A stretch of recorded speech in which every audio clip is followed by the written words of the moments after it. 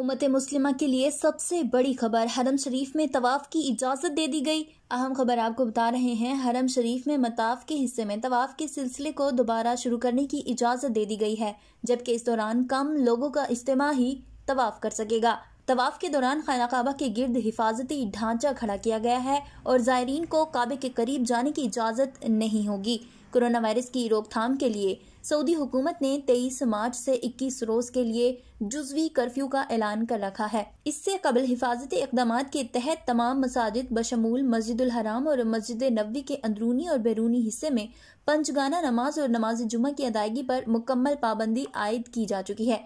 Saudi हुकाम ने इससे कबल वायरस से बचाव के लिए खाना काबा के एतराफ स्प्रे के लिए मताफ खाली कराया था और तवाफ के अमल को रोक दिया गया था, जबकि बाद में मताफ को ज़ायरीन के लिए खोला गया तो उन्हें काबा के करीब जाने की इजाज़त नहीं दी गई और इसके गिर्द हिफाजती ढांचा लगाया गया।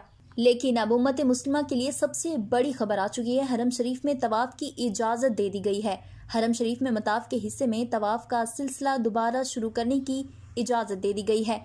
हरम शरीफ में मताफ के हिस्से में तवाफ के सिलसिले को दोबारा शुरू करने की इजाज़त दे दी गई है, जबकि इस दौरान कम लोगों का इज्तिमा ही तवाफ कर सकेगा।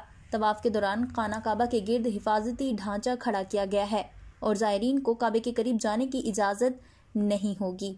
नाज़रीन, सऊदी अरब में कोरोना वायरस से मुतासरा मरीजों की तादाद 1453 है, जबकि वायरस से 8 अफराद की हलाकतों की तस्दीक भी की जा चुकी है। मज़ीद अपडेट्स के लिए हमारा चैनल सब्सक्राइब करें।